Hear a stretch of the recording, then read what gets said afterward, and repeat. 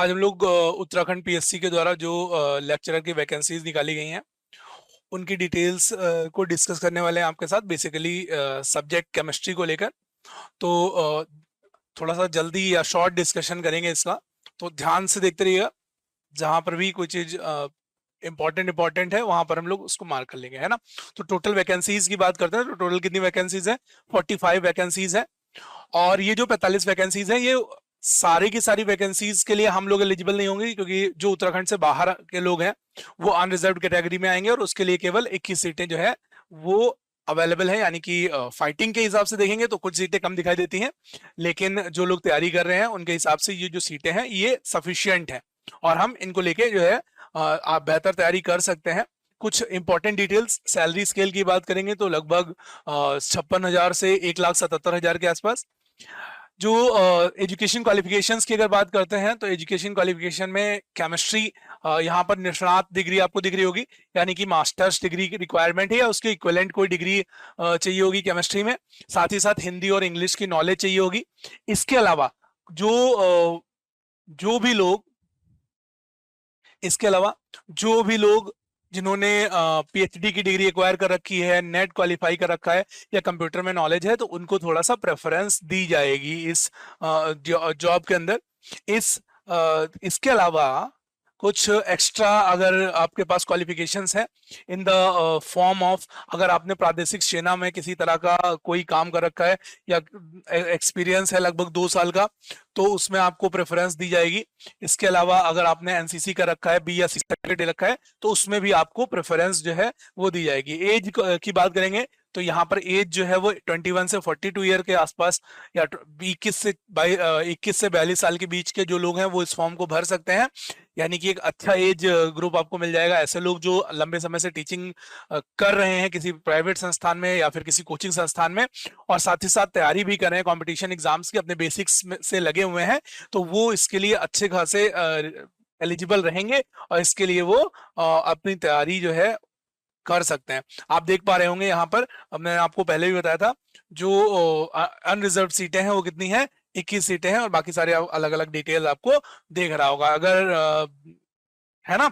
और EWS certificate में 4 है, लेकिन हम लोगों के लिए वो वैकेंसीज या हम लोग जो है इसके लिए एलिजिबल नहीं होंगे। हम लोग सिर्फ और सिर्फ जो उत्तराखंड से बाहर के लोग हैं उनके लिए 21 सीट्स जो है वो ही रहेंगी। ठीक है, चलो इसके बाद डिस्कस कर लेते हैं जो सिलेबस क्या होने वाला है यहाँ पर। तो हमारा केमिस्ट्री का सिलेबस जो है उसको डिस्कस करते हैं। ठीक है, देखो जब भी हम लोग केमिस्ट्री की बात करते हैं तो यहाँ पर तीनों ही पेपर हमारे जो रहते हैं इंपॉर्टेंट रहते हैं, चाहे वो इनऑर्गेनिक हो, ऑर्गेनिक हो, फिजिकल हो। यानी कि जो पेपर हमारा बनेगा उसमें बेसिक लेवल पे हिंदी और इंग्लिश 2 पेपर होने हैं 2-2 घंटे के, और जो हमारा सब्जेक्टिव पेपर होगा पेपर नंबर 3 वो 3 घंटे का पेपर रहने वाला है। यानी कि सब्जेक्ट नॉलेज पे अच्छा पेपर बनाया जाएगा, यानी कि आपकी नॉलेज को इनऑर्गेनिक, ऑर्गेनिक और फिजिकल तीनों में ही थोड़ा स्टैंडर्ड लेवल पे या अच्छे खासे लेवल पे चेक किया जाएगा। सिलेबस की बात करें तो सबसे पहला इनऑर्गेनिक केमिस्ट्री। तो इनऑर्गेनिक केमिस्ट्री में हमें एटॉमिक स्ट्रक्चर को पढ़ना है, न्यूक्लियर केमिस्ट्री के बारे में पढ़ना है, साथ ही साथ radio active chemistry. Atomic structure की बात करें तो हमें Bohr model, de Broglie concept, Heisenberg principle और इसके अलावा quantum theory of wave particles के बारे में पढ़ना है। इसके अलावा श्रोडिंगर वेव इक्वेशन क्या होती है, क्वांटम नंबर्स क्या होती हैं उनके बारे में पढ़ना है, उनका डिटर्मिनेशन कैसे करेंगे उसके लिए निकलना है। इसके अलावा एनर्जी ऑफ हाइड्रोजन एटम का स्पेक्ट्रम कैसा बनता है उनको अच्छे से पढ़ना है, एनर्जी किस तरह से डिटरमाइन करते हैं उनको बहुत डीप इनको पढ़ना है। इसके बाद न्यूक्लियर केमिस्ट्री की बात करो, न्यूक्लियर मॉडल्स क्या होते हैं, रेडियो एक्टिव डिके क्या होता है, mass defect, binding energy, fission fusion, isotopes, isobar, idea, isodiaphers, इनके एप्लीकेशन और साथ ही साथ आइसोटोप्स का मेडिसिनल केमिस्ट्री में कैसा यूज होता है उसके बारे में हमको पढ़ना है। जब हम दूसरे चैप्टर की अगर बात करते हैं इसमें तो पीरियोडिसिटी यानी पीरियोडिक टेबल के जो एलिमेंट्स हैं उनके बारे में पढ़ना है और उनकी जो पीरियोडिक प्रॉपर्टीज होती हैं, यानी कि electron affinity, ionization potential, ionization enthalpy, atomic size की बात करते हैं, एटॉमिक रेडियाई, आयनिक रेडियाई की बात करते हैं, लैटिस एनर्जी की बात करते हैं, हाइड्रोजन एनर्जी की बात करते हैं। तो ये जो बेसिक टॉपिक है इनका एप्लीकेशन पार्ट हमको पढ़ना है, क्योंकि एप्लीकेशन पार्ट से क्वेश्चन पूछे जाते हैं। जो हमारा तीसरा चैप्टर है वो है केमिकल बॉन्डिंग। केमिकल बॉन्डिंग में hybridization, VBT, VSPR theory, molecular orbital theory और उनका एप्लीकेशन हेटेरो और होमो मॉलिक्यूल्स के लिए, तो इसको भी हमें बहुत अच्छे से पढ़ लेना है। इसके बाद जनरल प्रॉपर्टी, तो एस और पी ब्लॉक जो है, एस और पी ब्लॉक हमको पढ़ना है, साथ ही साथ उनकी जो प्रॉपर्टीज है, ऑक्सीडेशन रिडक्शन प्रॉपर्टी पढ़नी है, ऑक्सीडाइजिंग रिड्यूसिंग एजेंट, ये रिडॉक्स वाला चैप्टर जो है उसकी बैलेंसिंग पढ़नी है, एसिड और बेस के बारे में जानकारी लेनी है, ब्रॉन्स्टेड लॉरी कॉन्सेप्ट जो कॉन्सेप्ट ऑफ एसिड और बेस के बारे में पढ़ना है, लुइस कॉन्सेप्ट ऑफ एसिड और बेस के बारे में है, इसका HSAB और SHAB जो concept hearts of acid base का कॉन्सेप्ट है उसको भी हमको पढ़ना है। ठीक है, इसके बाद जो फोर्थ हमारा चैप्टर है वो है transition elements and coordination chemistry, यानी कि इनऑर्गेनिक में हमको ट्रांजिशन एलिमेंट्स की बात करते हैं, तो यानी कि हमको डी ब्लॉक एलिमेंट्स बहुत डिटेल में पढ़ने हैं, और साथ ही साथ में कोऑर्डिनेशन केमिस्ट्री भी हमको अच्छे से पढ़नी है, क्योंकि इन दोनों ही पोर्शन से अच्छे खासे क्वेश्चन आते हैं। ठीक है, चलो एक बार देख लेते हैं। ट्रांजिशन एलिमेंट में properties of special reference of variable oxidation states क्यों होती हैं उसके बारे में पढ़ना है, कलर आयन प्रॉपर्टी क्या होता है उसके बारे में पढ़ना है, मेटल लिगेंड बिहेवियर क्या होता है इसके बारे में पढ़ना है, LMCT और MLCT, metal to ligand charge transfer और ligand to metal charge transfer क्या होता है उसके बारे में पढ़ना है। इसके अलावा इधर crystal field theory, crystal field splitting energy, Jahn Teller distortion क्या होता है, MOT हम लोग किस तरह से ट्रांजिशन मेटल कॉम्प्लेक्सेस में पढ़ते हैं, ऑर्बिटल डायग्राम D1 से D9 के बीच में किस तरह से स्पेक्ट्रोस्कोपिक ग्राउंड स्टेट सिंबल, ये D1 से D9 आपको दिख रहा होगा ना, किस तरह से वहां पे ऑर्बिटल डायग्राम्स बनते हैं अलग अलग टेट्राहेड्रल के लिए, ऑक्टाहेड्रल के लिए, स्क्वायर प्लेनर के लिए, उनके बारे में हमको जानकारी लेनी है। इसके बाद फिफ्थ जो हमारा चैप्टर है chemistry of non transition and inner transition element, तो इसमें हमें इनकी बेसिक जो है इनकी पीरियडिक प्रॉपर्टी, इनकी प्रिपरेशन प्रॉपर्टीज, इनके बॉन्डिंग नेचर के बारे में, इनसे जो बने हुए कंपाउंड जैसे कि डाइबोरेन होता है और बोरेन के और सारे कंपाउंड्स के बारे में पढ़ना है। इनके जो अलग अलग कंपाउंड्स होते हैं, जैसे आप बोरॉन फैमिली की बात करेंगे तो बोरेन से बने हुए कंपाउंड, ऐसे ही कार्बोरेन क्या होते हैं, बोराजीन क्या होता है, बोरेन, नाइट्राइट, सिलिकॉन, सिलिकेट्स, फॉस्फोनाइट्राइल, मतलब ये ऐसे कंपाउंड्स हैं जो इंटर ट्रांजिशन एलिमेंट्स कहे जाते हैं, या फिर कुछ थोड़ा ऐसे एलिमेंट्स जो जल्दी रिएक्ट नहीं करते हैं, लेकिन हम उनके कंपाउंड्स को पढ़ेंगे और उन कंपाउंड्स का एप्लीकेशन पार्ट भी इंपॉर्टेंट रहेगा। इसके बाद लेंथेनाइड कॉन्ट्रैक्शन क्या होता है, एक्टिनाइड कॉन्ट्रैक्शन क्या होता है, उनकी ऑक्सीडेशन स्टेट कैसी रहेगी, सुपर हैवी एलिमेंट्स क्या होते हैं, एनालिटिकल और मेडिसिनल एप्लीकेशन क्या है उनका, स्पेक्ट्रल प्रॉपर्टीज, मैग्नेटिक प्रॉपर्टीज, और उनको कैसे हम लोग सेपरेट करेंगे एक दूसरे से, उसके बारे में उनके मेथड्स को पढ़ना है, यानी कि डिटेल में सिलेबस अच्छा खासा रहेगा। ठीक है, चलो आगे देखते हैं। Sixth, organometallic compound. तो ऑर्गेनोमेटेलिक कंपाउंड जो है यह हमेशा से ही ऐसा पोर्शन रहता है जो थोड़ा कंफर्टेबल रहेगा, इनको हम कंफर्ट जोन में करके पढ़ सकते हैं, लेकिन इनके क्वेश्चंस को सॉल्व करने के लिए अच्छी खासी टेक्निक का यूज करना पड़ेगा। तो ऑर्गेनोमेटेलिक में सिंथेसिस पढ़नी है, इनकी स्ट्रक्चर पढ़ना है, उनकी बॉन्डिंग कैसी होती है, किस तरह से रिएक्शन करते हैं, और फिर उनको केज क्या होते हैं, क्लस्टर्स का कंपाउंड किस तरह से फॉर्म करते हैं, उनके बारे में हमें पढ़ना है। इसके बाद इसी में एक और चैप्टर है सिमेट्री और ग्रुप थ्योरी। तो सिमेट्री क्या होती है, ग्रुप थ्योरी क्या होती है, इसमें से कुछ मॉलिक्यूल जैसे ammonia, H2O, PCl5, EF4 xenon fluoride, group symmetry और ग्रुप थ्योरी में हम लोग सिमेट्री और ग्रुप थ्योरी की जो भी प्रॉपर्टीज होती हैं उनको यहाँ पर पढ़ेंगे, और अच्छा खासा एप्लीकेशन, इसमें एप्लीकेशन पार्ट हमको मिलता है, तो क्वेश्चन यहाँ से भी हमको मिलेंगे। ठीक है, और इसके बाद सेवेंथ चैप्टर हमारा बायो इनऑर्गेनिक केमिस्ट्री रहेगा, तो सुप्रामोलिकुलर केमिस्ट्री। तो बायो इनऑर्गेनिक में आप बेसिक लेवल पे एसेंशियल और ट्रेस एलिमेंट अपने को पढ़ना है। इसके बाद हीमोग्लोबिन क्या होता है, मायोग्लोबिन क्या होता है, उनका बायोलॉजिकल रोल क्या होता है, एल्कली और एल्कलाइन अर्थ मेटल के साथ ये पढ़ना है। इसके बाद फोटोसिंथेसिस और नाइट्रोजन फिक्सेशन क्या होता है, उनको नॉमेनक्लेचर कैसे करते हैं सुप्ला मॉलिक्यूल्स का, फिर मॉलिक्यूलर रिकॉग्निशन और कैरियर डिजाइन किस तरह का होगा, उसके बारे में हमको पढ़ना है बायो इनऑर्गेनिक केमिस्ट्री में। बेसिक बायो इनऑर्गेनिक ही है। फिर इसके बाद ग्रीन केमिस्ट्री की बात करते हैं और नैनो केमिस्ट्री की। तो इसमें हमें ग्रीन केमिस्ट्री के बेसिक प्रिंसिपल्स को पढ़ना है और थोड़ी से क्या हमें लैब के अंदर किस तरह से किसी लैब में रहना चाहिए, लैब की क्या एक्टिविटीज होती हैं, किस तरह से हमें ऐसे कंपोनेंट्स का यूज करना चाहिए जिससे हमारी अर्थ को कम से कम नुकसान हो, हमारा एनवायरनमेंट जो है सेफ रहे। इसके अलावा जो इसमें सेकंड पार्ट आपको दिखाई दे रहा होगा नैनो पार्टिकल्स वाला, नैनो स्पेसिमेन, नैनो टेक्नोलॉजी के बारे में थोड़ा सा पढ़ना है। फिर optical and magnetic property of nano material, characterization of nano material, SEM TEM मतलब सैमटेम, एसपीएमटी, एएफएम, ये सारी जो स्टेप्स होते हैं इनको हम लोग स्पेक्ट्रोस्कोपिक पोर्शन के नाम से जानते हैं। यानी कि जब हम लोग किसी नैनो मटेरियल का स्पेक्ट्रोस्कोपिक एनालिसिस करते हैं, इसको हम लोग केमिस्ट्री के एक और पोर्शन में एनालिटिकल केमिस्ट्री के अंदर पढ़ते हैं, एनालिटिकल। तो यहाँ पर सिर्फ नैनो मटेरियल्स के बारे में या नैनो मटेरियल्स में हम लोग कैसे इन सारी चीजों का यूज करते हैं या इन सारी चीजों का यूज करके कैसे हम लोग नैनो मटेरियल के एनालिसिस करते हैं उसके बारे में हमको पढ़ना है। तो ये हमारा इनऑर्गेनिक का अभी एक और इसमें है ये एनवायरमेंटल केमिस्ट्री। तो एनवायरमेंटल में तो जो भी हम बेसिक एनवायरमेंट के बारे में जानते हैं, जैसे कि एयर पोल्यूटेंट्स कौन कौन से होते हैं, एयर पोल्यूशन क्या होता है इसके बारे में जानना है, ओजोन डिप्लेशन हो गया, ग्रीन हाउस इफेक्ट हो गया, फोटोकेमिकल स्मॉग, हाइड्रो रेडिकल, ये सारी गैसेस हो गई, पोल्यूटेंट ऑफ वाटर हो गया। फिर हम लोग वाटर क्वालिटी पैरामीटर क्या होंगे, CO2, केमिकल ऑक्सीजन डिमांड या biochemical oxygen demand, TDS water की क्वालिटी या पीएच वैल्यू क्या होती है, treatment of portable sewage waste water क्या होता है, उसको कैसे हम लोग ट्रीट करेंगे, सॉइल पोल्यूशन क्या होता है, किस तरह से कंटेमिनेट होता है, कैसे हम लोग उसको जो है अपनी मिट्टी को खराब करें या सॉइल को किस तरह से पोल्यूट करें, उसके बारे में हमें पढ़ना है। लास्ट जो चैप्टर है हमारे इनऑर्गेनिक में वो स्टैटिकल डाटा एनालिसिस और एनालिटिकल टेक्निक। तो अभी पीछे जो हम लोगों ने पढ़ा था उसी का और एडेड पोर्शन है, यानी कि एनालिटिकल केमिस्ट्री को भी इसमें क्या किया है, इनऑर्गेनिक वाले पोर्शन में थोड़ा सा एनालिटिकल केमिस्ट्री भी ऐड कर दिया है ना।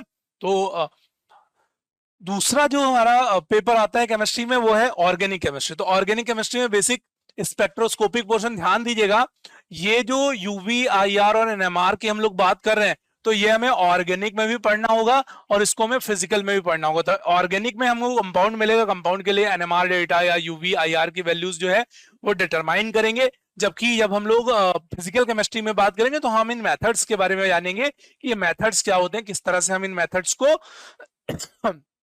अप्लाई करते हैं। तो उसको हम लोग कहाँ पढ़ेंगे, फिजिकल केमिस्ट्री में पढ़ेंगे। सेकंड जो चैप्टर है नॉमेनक्लेचर ऑर्गेनिक कंपाउंड्स का किस तरह से होता है उसके बारे में पढ़ेंगे, एलिफैटिक, एरोमेटिक, साथ में बाईसाइक्लो कंपाउंड का नॉमेनक्लेचर और स्पाइरेन्स का नॉमेनक्लेचर कैसे होता है उसके बारे में पढ़ेंगे। आइसोमेरिज्म में स्ट्रक्चरल आइसोमेरिज्म का छोटा पोर्शन होगा, लेकिन इसमें सिर्फ एक दिया हुआ है, टॉटोमेरिज्म हमें अच्छे से पढ़ना है और स्ट्रक्चरल में।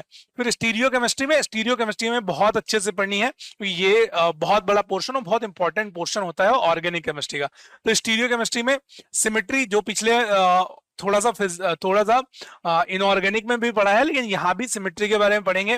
कायरलिटी क्या होती है, प्रोकायरलिटी क्या होती है, RS नॉमेनक्लेचर क्या होता है, एनेंशियोमर, डाइस्टीरियोमर, रेसिमिक मॉडिफिकेशन के बारे में पढ़ेंगे, resolution, optical purity, asymmetric synthesis, enantiotopic, diastereotopics क्या होते हैं, फेजेस। इसके अलावा स्टीरियो स्पेसिफिक रिएक्शंस क्या होती हैं, स्टीरियो सेलेक्टिव रिएक्शंस क्या होती हैं उसके बारे में, या स्टीरियो स्पेसिफिक और स्टीरियो सेलेक्टिव क्या होते हैं उनके बारे में पढ़ना है।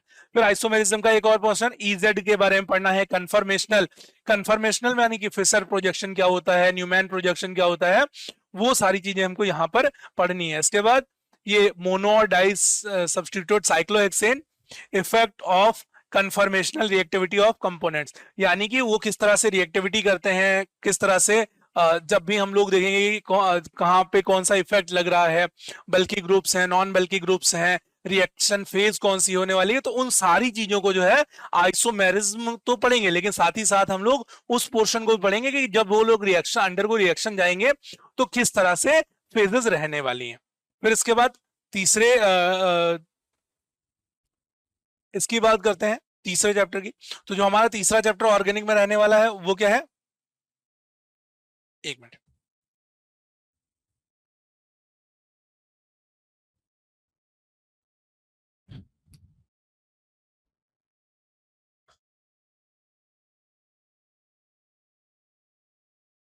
तीसरा जो हमारा चैप्टर है वो ऑर्गेनिक रिएक्शन और मैकेनिज्म को लेकर आना है। नेम रिएक्शन इसमें बहुत ज्यादा रहेंगे, तो ऑर्गेनिक रिएक्शन जनरल मेथड, इसमें आप इसको मैं इधर से ऐड कर लेता हूँ, जीओसी वाला पार्ट अपने को पूरा पढ़ना है, जनरल ऑर्गेनिक केमिस्ट्री। तो इसमें general method, mechanism, steric effect क्या होता है, इंडक्टिव इफेक्ट क्या होता है, इलेक्ट्रोमेरिक, मेसोमेरिक, हाइपर कॉन्जुगेशन क्या होता है, रिएक्शन इंटरमीडिएट्स क्या होते हैं, कार्बोकेटायन, कार्बेनाइन क्या होते हैं, फ्री रेडिकल, कार्बिन, नाइट्रीन और बेंजाइन, इनके बारे में पढ़ना है, इनका एप्लीकेशन पार्ट वहां रहेगा। ऐसे मैकेनिज्म करेंगे तो हमें कौन कौन से मैकेनिज्म अच्छे से पढ़नी है, aldol condensation, benzoin condensation, Cannizzaro reaction, Dieckmann condensation, Diels Alder, इन Barton reaction, ene reaction, Hofmann degradation की बात करेंगे, नोवेंगल रिएक्शन की बात करेंगे, Mannich reaction, Perkin Reformatsky reaction, Reimer Tiemann reaction और रॉबिन्सन एन्युलेशन शार्पलेस इपॉक्सीडेशन के बारे में, Vilsmeier Haack Wittig reaction, rearrangement reaction जैसे कि Beckmann reaction, Curtius reaction, Baeyer Villiger reaction, Hofmann pinacolone pinacol pinacolone Schmidt reaction और Sommelet Houser या फिर Wagner मीरवीन reaction, यानी कि ये सारी नेम रिएक्शंस जो है अपने को पढ़नी है, ये हमारे कंटेंट का हिस्सा रहेंगी। ठीक है, चलो आगे बढ़े जाते हैं इसमें। फोर्थ एरोमेटिसिटी, एरोमेटिसिटी में भी हमें कुछ पोर्शन पढ़ना है, देख रहे होंगे आप। तो एरोमेटिसिटी में हमें कॉन्सेप्ट ऑफ एरोमेटिसिटी पढ़ना है, एंटो एरोमेटिक क्या होता है, होमो एरोमेटिक क्या होते हैं, एरोमेटिक, अब इसकी रिएक्शन होमो एरोमेटिक इलेक्ट्रोफिलिक सब्स्टिट्यूशन मैकेनिज्म क्या होता है, ओरिएंटेशन क्या होता है, इसके बाद ऑर्थो पैरा रेशियो क्या होता है, या फिर introduction of third group into benzene ring में किस तरह की रिएक्शंस होंगी, उसके बारे में हमको पढ़ना है। ठीक है, इसके बाद आप इसमें देख पा रहे होंगे Vilsmeier Haack reaction, aromatic nucleophilic substitution reaction, first order second order हमें पढ़ना है, फिर बेंजाइन रिएक्शन या फिर इनके मैकेनिज्म के बारे में हमें पढ़ना है। इसके बाद हमारा जो पांचवा चैप्टर है पेरिसाइक्लिक, पेरिसाइक्लिक में ध्यान दीजिएगा कि ये भी एक बड़ा पोर्शन रहता है हमारी केमिस्ट्री में। तो पेरिसाइक्लिक में मॉलिक्यूलर ऑर्बिटल सिमेट्री के बारे में हमें पढ़ना है, होमो लूमो क्या होते हैं उनके बारे में पढ़ना है, फिर पेरिका वुडवर्ड हॉफमैन रूल क्या होता है, कोरिलेशन डायग्राम क्या होता है, एफएमओ और पीएमओ अप्रोच क्या होती है, इलेक्ट्रो साइक्लिक और साइक्लो एडिशन रिएक्शन कौन सी होती है, सिग्मा ट्रॉपिक रिएक्शन कौन सी होती है, कोप एजाकोप, क्लेजन रीअरेंजमेंट क्या होते हैं, ग्रुप ट्रांसफर यानी इन रिएक्शंस, ये सारा का सारा कंटेंट हमको ऑर्गेनिक में पढ़ना है। ठीक है, ऑर्गेनिक फोटोकेमिस्ट्री भी हमको दी हुई है, तो ऑर्गेनिक फोटोकेमिस्ट्री में हमको जैम्बलॉन्स्की डायग्राम, फ्लोरोसिन क्या होती है, फॉस्फोरेसेंस क्या होता है, फोटोसेंसिटाइजेशन क्या होता है, फोटोकेमिस्ट्री क्या होता है, cis trans isomerization, photochemical addition 1,3 addition, 1,4 addition, 1,5 addition of diene क्या होता है, उसके बारे में पढ़ना है। इसके अलावा कार्बोनिल कंपाउंड में नॉरिस टाइप 1 रिएक्शन कैसी रहेगी, नॉरिस टाइप 2 रिएक्शन कैसी रहेगी, पैटर्नोबुची रिएक्शन क्या रहेगी, फोटो रिडक्शन क्या होगा, उसके बारे में हमें पढ़ना है। ठीक है, तो ये पोर्शन आपने देख लिया होगा।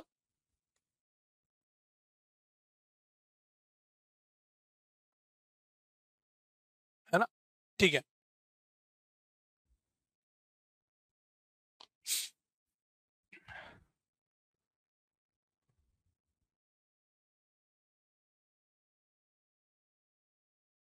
हाँ, थोड़ा सा पोर्शन आप देख पा रहे होंगे। तो अरे यार, हेलो, थोड़ा सा चेंज आ रहा है। ठीक है, तो आप देख पा रहे होंगे। इसके अलावा फोटोकेमिस्ट्री में ही rearrangement of beta gamma unsaturated ketene ketones के बारे में पढ़ना है, cyclohexanone 2,5 cyclohexadiene, photochemistry of aromatic compounds के बारे में हमको पढ़ना है। ठीक है, हेट्रोसाइक्लिक कंपाउंड्स की बात करेंगे तो हेट्रोसाइक्लिक में क्लासिफिकेशन और नॉमेनक्लेचर करना है, मोनोसाइक्लिक का, पॉलीसाइक्लिक हेट्रो कंपाउंड्स का, और उनकी केमिस्ट्री पढ़नी है। 5 और 6 फ्यूरॉन हो गया, टेट्राहाइड्रोफ्यूरॉन हो गया, या फिर टीएचएफ की बात करते हैं, या फिर क्या बोलते हैं इसको, इस तरह बहुत सारे कंपाउंड्स रहेंगे, तो उनके बारे में हमको पढ़ना है। ठीक है, फिर इसके बाद इधर आ गए नेचुरल प्रोडक्ट। नेचुरल प्रोडक्ट में क्लासिफिकेशन क्या होगा, नॉमेनक्लेचर उनका किस तरह से होगा, टेक्निक्स कौन कौन सी होगी, इसमें एल्कलॉइड, टेम्परेनॉइड, टर्पीन्स और कार्टियोनाइड्स, इनके बारे में पढ़ना है। साथ में natural chemistry, classification and structure of determination of carbohydrate के बारे में, प्रोटीन्स और न्यूक्लिक एसिड को हमें पढ़ना है। मेडिसिनल केमिस्ट्री में desk designing, introduction of pharmacodynamics, थोड़ा सा पोर्शन है, तो कभी कभी पूछा भी जाता है, ऐसा कोई जरूरी नहीं कि इसको पढ़ना है, बट नेचुरल प्रोडक्ट से, नेचुरल पॉलीमर से, और उधर हेट्रो साइक्लिक कंपाउंड से, और साथ में जो पीछे पेरीसाइक्लिक वाला पोर्शन है और फोटोकेमिस्ट्री, ये वाला पोर्शन इंपॉर्टेंट रहने वाला है। फिर फिजिकल केमिस्ट्री की बात करें तो फिजिकल केमिस्ट्री में हमारा क्वांटम, तो क्वांटम वाला पोर्शन पूरा पढ़ के आना है। ज्यादातर लोग, जिन लोगों ने भी CSIR नेट के लिए थोड़ी प्रिपरेशन की है, तो ये वाला पोर्शन काफी बड़ा रहता है, बट इसमें टॉपिक अपना देख लेना है। ऑपरेटर्स वाली जो बेसिक पोस्टुलेट है उनके बारे में पढ़ना है। टाइम डिपेंडेंट और time independent Schrodinger wave equation के बारे में, श्रोडिंगर वेव इक्वेशन के बारे में, किस तरह से पार्टिकल इन 1D बॉक्स के बारे में पढ़ना है। फिर नॉन जनरेटेड और डी जनरेटेड परटर्बेशन क्या थ्योरी क्या होती है।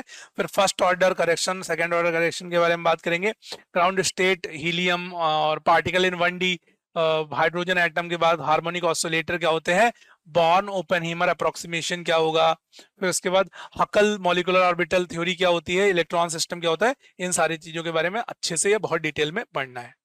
ठीक है, और देख लीजिए।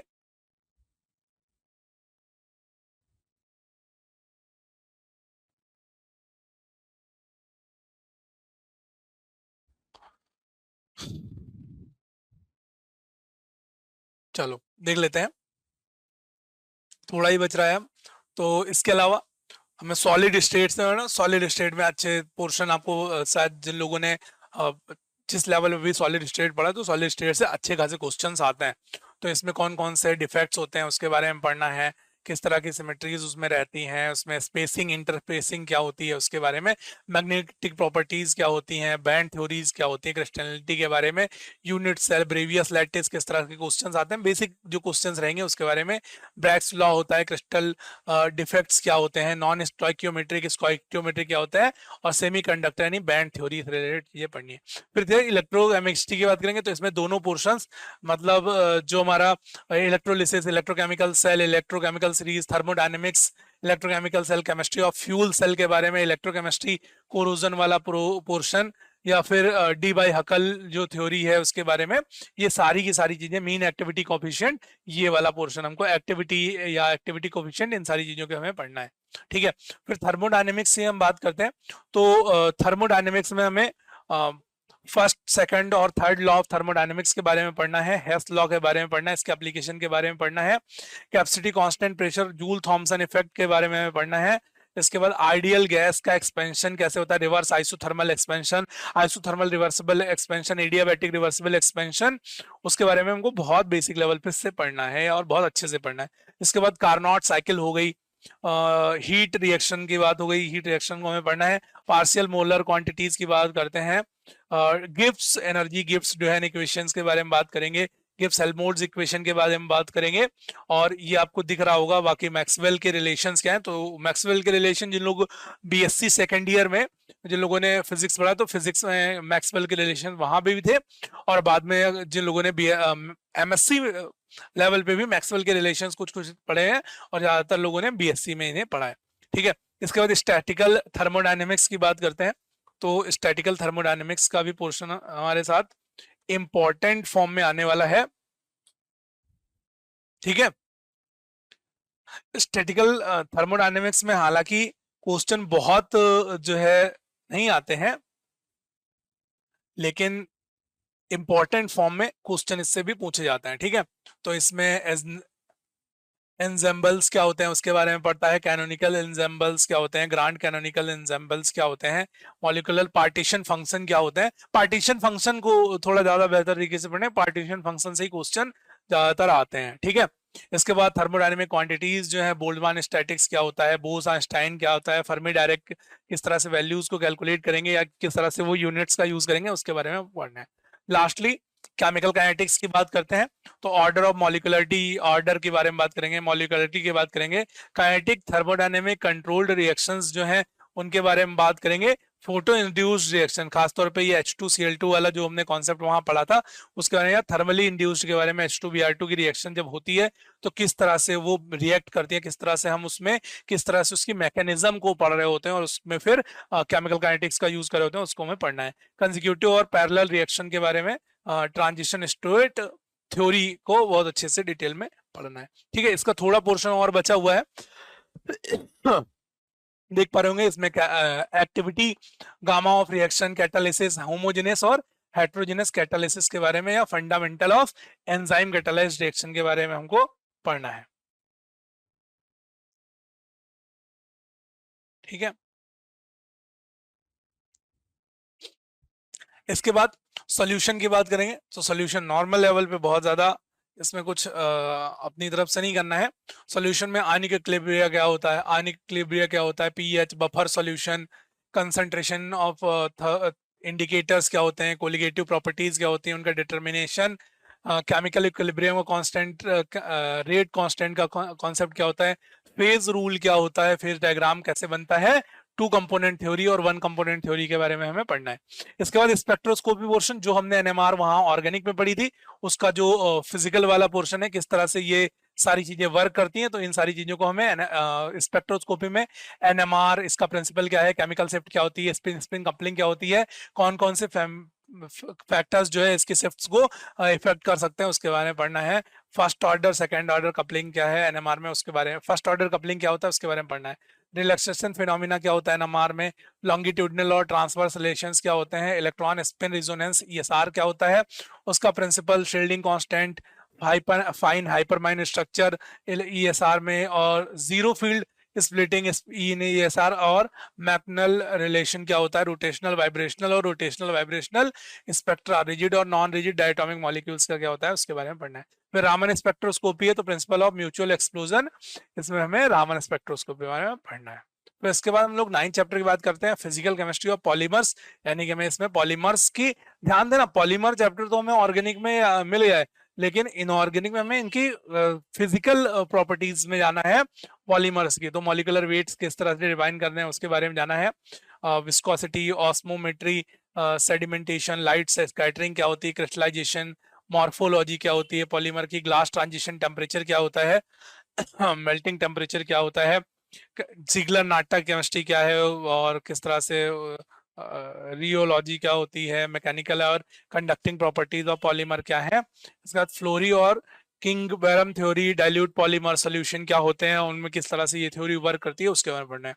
और लास्ट हमारा इसमें है सरफेस केमिस्ट्री तो और कोलाइड। तो सरफेस केमिस्ट्री और कोलाइड जो हमारा बेसिक चैप्टर है, इसमें एडजॉर्प्शन एब्जॉर्प्शन क्या होता है उसके बारे में पढ़ना है, उसके कॉन्सेप्ट के बारे में पढ़ना है। फ्रेंडली आइसोथर्म क्या होता है, लैंगमुइर आइसोथर्म क्या होता है, बेड थ्योरी क्या होती है, वो एडजॉर्प्शन और आइसोथर्म्स क्या है उनके, उसके बारे में पढ़ना है। फिर कोलाइड क्या होता है, उनके प्रॉपर्टीज के बारे में पढ़ना है। Electrical phenomena of solid liquid, zeta potential क्या होता है उसके बारे में पढ़ना है। इंट्रोडक्शन ऑफ सर्फिकेंट्स क्या होते हैं उसके बारे में पढ़ना है। मिसल रिवर्स और मिसल क्या होते हैं उसके बारे में पढ़ना है। मिसलाइजेशन एक्शन क्या होता है, मिसलाइजेशन क्या होता है उसके बारे में पढ़ना है। क्रिटिकल मिसल क्या होते हैं, कंसंट्रेशन और थर्मोडायनेमिक्स ऑफ मिसलाइजेशन के बारे में पढ़ना है। और catalytic activity of solid surface, hydrogenation, oxidation और क्रैकिंग और रिफॉर्मिंग के बारे में पढ़ना है। यानी कि अगर हम बात करें तो पोर्शन बड़ा है, लेकिन जो लोग भी बहुत बेसिक तैयारी से, बहुत बेसिक लेवल की तैयारी कर रहे हैं, तो आप अगर थोड़ा सा मिलाकर देखेंगे सिलेबस नेट के सिलेबस से, तो CSIR नेट के सिलेबस से मिलता जुलता ही दिखेगा। तो तैयारी ये करनी है और वक्त बिल्कुल नहीं है, जुट जाना है इसके साथ में, है ना। चलो, आप सभी को धन्यवाद, थैंक यू। नमस्कार साथियों, स्वागत है आपके अपने YouTube चैनल पर। और आप, आशा है, विश्वास है, सभी स्वस्थ होंगे, मस्त होंगे और अपने अपने एग्जाम की तैयारी शायद शुरू भी कर दिए होंगे। नहीं कर दिए हैं तो अब शुरू करना है, क्योंकि एग्जाम आपके पास है, आपके नजदीक है, आपके पास चलकर आया है। तो बिल्कुल ये मौका नहीं छोड़ना है आपको। खासकर अगर हम बात करते हैं इसकी, आपके जैसा कि सुरेश सर ने आपको सारा कुछ बता दिया है कि क्या क्या अर्हता है, कब आपकी लास्ट डेट है, लेकिन सबसे पहली चीज तो हम एक चीज और बता दें कि आपको लास्ट डेट का इंतजार नहीं करना, क्योंकि ये हमारी मानवीय प्रवृत्ति है कि हम लोग अंतिम तिथि का इंतजार करते हैं और गड़बड़ हो जाता है। तो उस अंतिम तिथि को भूल करके ये समझिए कि आज अगर आप हमको सुन पा रहे हैं, आज हमारे फैकल्टीज को आप सुने हैं, या 23 तारीख से अगर आपका ये नोटिफिकेशन आ चुका है तो आप अभी जाकर के सीधे सीधे आप फॉर्म अप्लाई कर दीजिए, नहीं तो लास्ट का टाइम जो होता है वो कहीं वेबसाइट नहीं चल रही है, कहीं आपका कोई और एरर आ रहा है, बहुत सारे एरर आपको देखने को मिलते हैं। तो आपका बहुत सारे ऐसे हमारे विद्यार्थी या हमारे से साथी होते हैं जो फॉर्म भरने से भी, फिल करने से भी वंचित रह जाते हैं छोटे छोटे कारणों से। हम बात करेंगे सीधे सीधे आपको जो लिखित मुख्य परीक्षा ये जो भी है आपकी यहाँ पर हिंदी भाषा की, जैसा कि आपको सीधे नोटिफिकेशन में बताया गया है कि हिंदी भाषा का ज्ञान अनिवार्य है। तो जाहिर सी बात है हिंदी भाषा का ज्ञान तो अनिवार्य, वैसे भी हम भारत में रहते हैं तो हिंदी किसको नहीं आती है, लेकिन फिर भी हम लोग जो चर्चा करेंगे अभी यहां पर इसका कुछ पार्ट दिया गया है। और ये अच्छी बात है कि यहां इन्होंने ये भी डिसाइड कर दिया है कि कौन सा टॉपिक कितने अंक का रहेगा, ये सबसे अच्छी बात है और आपको उसी के हिसाब से मेहनत कर लेनी है। मेहनत क्या करना है, बहुत सिंपल सा आपका सिलेबस भी दिया है, बहुत कठिन सा नहीं है। तो यहां पर अगर हम चर्चा करते हैं वर्ण विचार, भाई साहब कभी भी आप कोई परीक्षा दोगे, अगर आपने कभी गलती से भी हिंदी लगी रही होगी तो आपने वर्ण विचार तो बहुत अच्छे से पढ़ा ही होगा, या आप हाई स्कूल इंटर भी पढ़ा होगा तो वर्ण विचार कौन नहीं पढ़ा होगा, ठीक है। तो वर्ण विचार में, वर्ण विचार क्या है, स्वर और व्यंजन, स्वर क्या है, व्यंजन क्या है, इनके प्रकार क्या है, किस आधार पर इनका वर्गीकरण किया गया है, यहां पर कहा वर्णों का वर्गीकरण, ठीक है। वर्णों का उच्चारण स्थान, कौन सा वर्ण कहां से उच्चारित होता है, कहां से बोला जाता है, ये सब बहुत एकदम बिल्कुल कई तरीके होते हैं सिखाने के, तो हम सरलतम तरीके का हम बिल्कुल प्रयोग करेंगे। हमें पता है कि आपको हिंदी कैसे सिखानी है, ठीक है ना जी।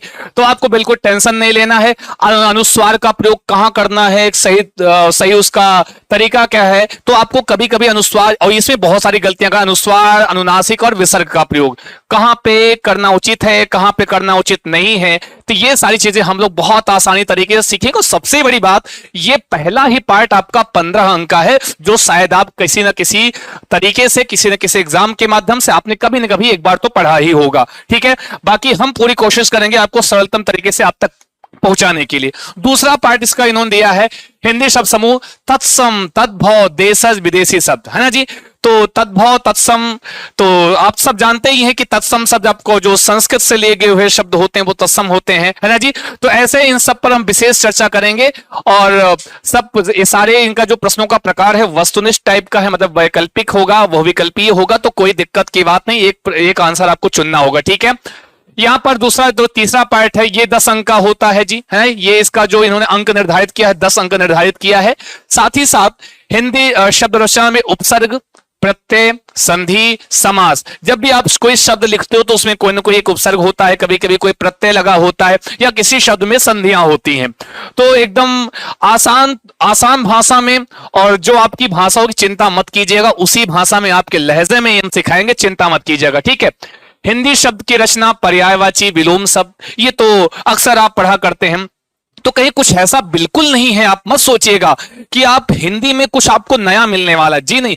आपने जो कुछ भी पढ़ा होगा पहले किसी न किसी माध्यम से, वही चीजें आपको यहां पर पढ़नी है, बहुत कुछ नया नहीं है, ठीक है। पर्यायवाची, विलोम शब्द, और ये भी दिमाग में रखिएगा, हिंदी है आपके लिए इंपॉर्टेंट, ठीक है ना जी। कहा गया है ना, शुरुआत में लिख दिया गया हिंदी भाषा का ज्ञान अनिवार्य है। और हिंदी शब्द रचना, इसमें अनेक आर्थिक शब्द जो होते हैं, किसी आपको एक शब्द के मतलब एक शब्द को बहुत सारे अर्थ देते हैं, तो ऐसे शब्दों को शब्द युग्म आपको पढ़ना है, भिन्नार्थी शब्द पढ़ना है, वाक्यांश के लिए एक शब्द पढ़ना है ना जी। तो ये सारी चीजें सब ग्रामर का ही पार्ट है, सब व्याकरण का। कोई साहित्य होता तो हो सकता था आपके लिए लेंदी हो जाता, लेकिन सारा कुछ व्याकरण का पार्ट है, और वही आप हिंदी बोलते हो तो कोई दिक्कत की बात नहीं है। अशुद्धि संशोधन, शब्दगत वर्तनीय शुद्धि होती, कभी कभी हम कुछ लिखते कुछ और है ना जी, उसमें छोटा सा कहीं आपको नुक्ता लगाना है तो वो नहीं लगा है ना जी, कहीं पर आपको विसर्ग होना चाहिए, विसर्ग नहीं लगा है, कहीं पर रेफ होना चाहिए, रेफ नहीं लगा, तो वही चीज आपको जाननी है कहां पर किसका हम उचित प्रयोग करते हैं। सब अशुद्धि संशोधन के अंतर्गत आता है। ये वर्तनीगत हो भी सकती है और वाक्यगत अशुद्धि भी होगी। हम कोई वाक्य है, वो वाक्य शुद्ध है, अशुद्ध है, या कब शुद्ध है, ये सारी चीजें हम लोग इस पर प्रॉपरली हम लोग डिस्कस करेंगे क्लासरूम में, ठीक है जी। लोकोक्ति और मुहावरे, यहां से भी आपका ये भी 10 अंक का होगा, ये भी कितना 10 अंक का होगा, ठीक है जी। लोकोक्ति और मुहावरे ये भी 10 अंक का होगा, हाँ जी। ये लोकोक्ति कहते हैं ना जी, ऊंट के मुंह में जीरा, है ना जी, कहते हैं ऊंट के मुंह में जीरा, ये सब आपके लिए ऊंट के मुंह में जीरे हैं, चिंता मत कीजिए। ये जो आप पढ़ने जा रहे हैं, ये आप लोग सब, हमें पता है कि आपका जो लेवल होगा, जो आप ये फॉर्म 21 साल से 42 साल के लोग इसको फिलअप कर सकते हैं, इसका मतलब आप मेच्योर हैं, मतलब आप ये सब कुछ आप इससे परिचित हैं, है ना जी। तो इसीलिए मैं कह रहा हूं ये आपके लिए ऊँट के मुंह में जी रहे होगा। तो इस टाइप के हमको लोकोक्तियां और मुहावरे भी पढ़ना है। विराम चिन्ह का उचित प्रयोग कहां करना चाहिए भैया, है ना जी। ये तो देखन में छोटन लगे घाव करे गंभीर 5 अंक का है, लेकिन ये बड़ा गड़बड़ होता है, कहां पे हमको यूं लगाना जी, कहां पे नहीं लगाना है ना जी। ये सारी चीजें हम लोग डिस्कस करेंगे जब आपका क्लासरूम में होंगे। टॉपिक वाइज हम शुरुआत करेंगे एकदम बढ़िया से, 15 अंक वाले से शुरुआत करेंगे, टेंशन मत लीजिएगा, है ना जी। हाँ, व्याकरण विचार संज्ञा सर्वनाम आप बचपन से पढ़ते चले आए, किसी व्यक्ति स्थान वस्तु आदि के नाम को संज्ञा कहते हैं। तो क्या यहां चेंज हो जाएगा? कभी नहीं चेंज होगा, होगा वही, बस उसके भेदों पर भेद हम लोग और थोड़ा सा डिस्कस कर लेंगे, अच्छे से पढ़ लेंगे। चीजें वही हैं जो आपने कभी हिंदी पढ़ते समय आपने गलती से भी पढ़ा होगा या मन से भी पढ़ा होगा, वही चीजें हैं। सर्वनाम वही है कि राम जाता है वह खाता है, तो वही सर्वनाम तो कभी चेंज नहीं होगा ना जी, वह यह, है ना। ये सारी चीज सर्वनाम के विशेषण, क्रिया, लिंग, वचन, काल, कारक, ये सारे आपके छोटे छोटे टॉपिक्स हैं जो कि आपके देखो ऊपर 15 नीचे 15, क्या बात है, 30 तो ऐसे बन गया आपका ना जी। तो ये भी अंतिम वाला भी, और दोनों ही बड़े ही ऐसे टॉपिक है जो आपने हमेशा से पढ़ा है। जो 15 अंक वाला पार्ट है, ये ऐसा पार्ट है जो आपने हमेशा किसी ना किसी रूप में अपने 100% पढ़ा होगा। ये अच्छी बात है, इन्होंने 15 का कर दिया, ठीक है जी। बाकी छोटे छोटे जो टॉपिक हैं इनको हम लोग 10 अंक 5 अंक में हम लोग चर्चा करेंगे। तो ज्यादा बात ना करें, अब सीधे हम लोग बात कम काम ज्यादा करेंगे। तो आप सबको जुड़ना रहेगा, जितने जो भी हमारे साथी देख रहे होंगे। अगर आपको हिंदी लल्लन टाप तरीके से सीखनी होगी तो हम आपका स्वागत करते हैं आपके YouTube चैनल पर। तो आज के लिए बस इतना ही, और लेते हैं आपसे विदा। नमस्कार, धन्यवाद।